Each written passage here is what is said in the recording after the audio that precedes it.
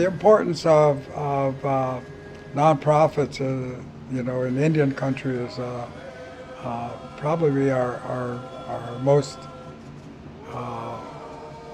go-to arenas that we have for support. Native nonprofits.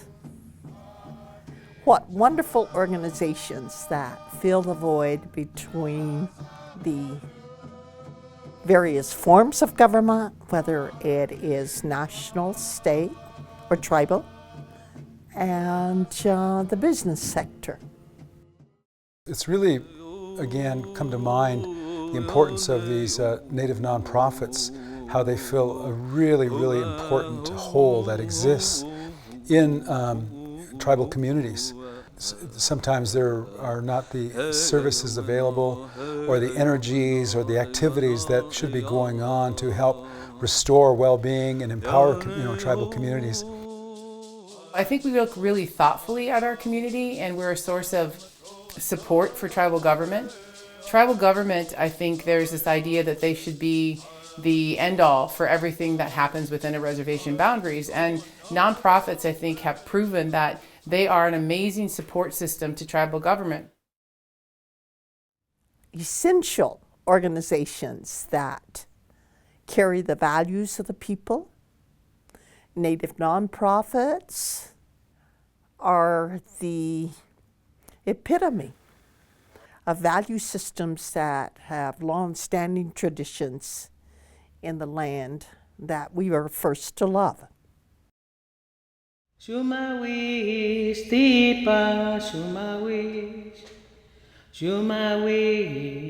in the community has their roles to play in building our nations, and particularly the work that nonprofits do in the community are really servicing and serving the underserved. Those that would go without help or supplement, that wouldn't be able to do the meaningful projects that they're doing. Nonprofit work is riskier and harder, but it's also so much more beautiful because you have that freedom to create and build and move according to what the community needs you to do. And that's I think a great reason why anybody should want nonprofits operating in their communities. But I think too they make the overall system work better. They just do, and you should invest in them. They are very fluid in their ability to work with the community, which to me really is a pretty good example of how collectivist cultures work, tribal communities work at their best. There's a movement now of grassroots nonprofits who are in great need of a significant amount of capacity building support. And so I think that, in building that leadership capacity, those nonprofits within tribal communities on Pine Ridge, on Cheyenne River, and other communities, they're now the leaders providing this direct support to other emerging nonprofits. Native nonprofits are a vehicle for leaders to get engaged in their community in very profound ways. They're filling niches, whether that is a new language immersion school, a after-school program, better health care. They are creating opportunities that haven't existed before. And by doing so, they're fundamentally improving the lives of families and communities. Assets in Native communities are significant. And we're not only talking economic assets, although economic assets are critically important. We're looking at more social, cultural, ecological assets. What philanthropy provides is that flexibility, that ability for Native communities to administer programs based on those needs in our community. And only in this fashion can we develop meaningful assets. Native peoples and communities know what matters to our people, and we know how to define our own assets. And organizations like the 7th Generation Fund for Indigenous Peoples, the Hopi Foundation, Potlatch Fund, First Peoples Fund, Hopa Mountain, organizations like these, we know how to identify and mobilize the critical resources that our people need in order to actualize self-determinative futures. We know how to identify what the communities need, how to work with them. We've gained over decades and decades and decades trust and accountability with the communities that we work with. And we move agendas forward that the people have mobilized. Hey. I think there's too great an emphasis placed, especially in Native communities, too much emphasis put on economic development as the primary indicator of prosperity. And I think if you ask many Native people here in the Northwest, people don't feel like there's a sense of poverty. I think if there's any sort of feeling of loss or of not having enough, it's around culture, and it's about bringing back that culture and being resilient in one's culture as the connecting force that binds all of us. Everything plays a vital role in keeping our daily lives going, from when we first get up, till we go to bed. Every little thing we do, whether we know it or not, is ceremonial in some ways. When I think, yes, economic prosperity is a good thing, and a good thing for Native communities, but I also think it detracts from other things that are very important to all of us as people, and that's the spirituality, the language, the connection of community. Certainly people need to get by and they need to make a living, but that's not what it means to be prosperous in the same way that I think other societies or communities may think of wealth being about money. It's a testament to culture. A lot of our people, whatever age, but young people in particular, not knowing more about their culture, not being exposed to the preciousness of their culture, creates a void. And in that void, in an attempt to fill that void, a lot of harmful things enter into the equation. Language is key too. That's another huge cultural asset that we need to hang on to, is because without language, we can't have ceremony, we can't have song and dance, arts and crafts, and so forth, because everything has meaning.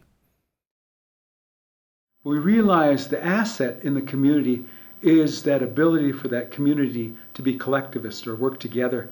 Once those pieces fall into place, everything else falls into place.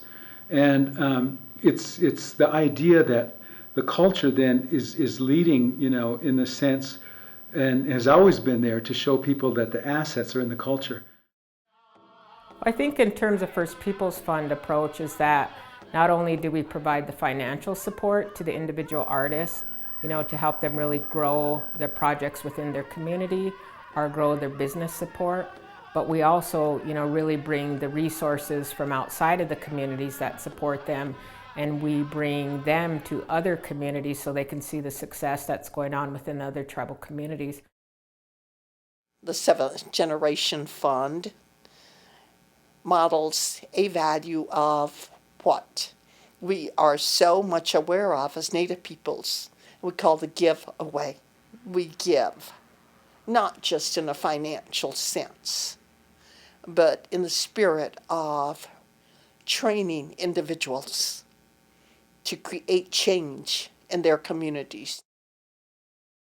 And really working with the culture bearers in the community and supporting them, the ones that are out there, offering the teachings to the next generation that are revitalizing cultures and customs that, may have been lost, without the work that they're doing. So it's important to acknowledge these artists and natives within the communities and support the work that they do. For me, I look at it like my corn. I can plant all my heirloom seeds as much as I want, but I can't put a price tag on that because they're living. It's really for us, they're living things. So it's really hard to come and go in and try to measure the value of a rattle that's been used in ceremony, or a drum. Having a Native nonprofit is different, especially when we serve Native people. It's a declaration that we are here, that we are brilliant people, that we have so much to offer this world, and that we can take care of ourselves and we can take care of our people. By supporting the cultural aspects of what a community needs, you are creating healthy individuals and healthy communities, because as each person starts to determine or learn or acknowledge who they are and their rich history, they can then turn around and pass it on to their children, to their grandchildren, and for many generations to come.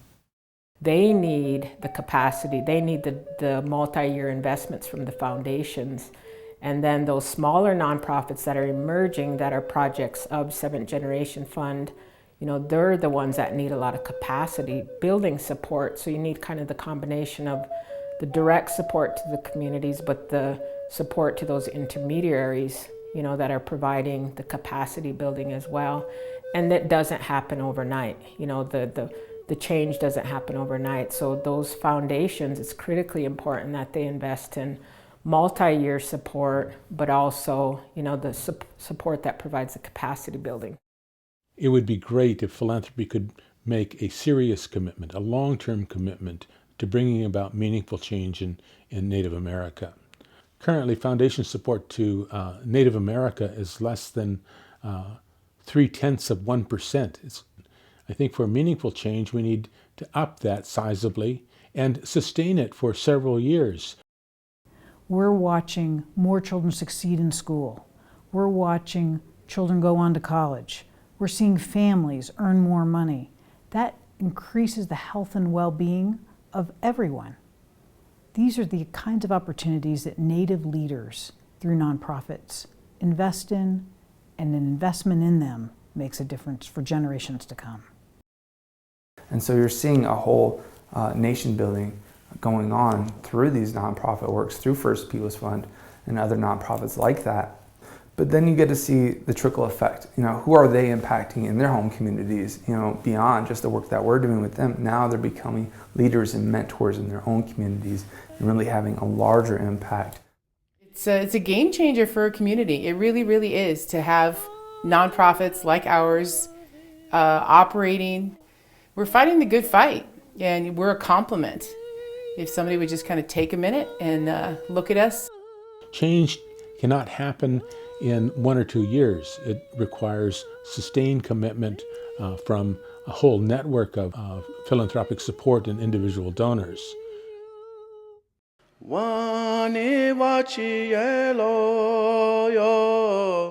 And be very active in supporting Indian nations and question the foundations about their participation and support for Indian country. That's important. The Seventh Generation Fund has its principles steeped in the Haudenosaunee philosophy of making decisions that are couched in their impact upon 7 generations into tomorrow. It is so important to model the kinds of values that are necessary for strengthening Native communities, which is the role that Native nonprofits play in America today.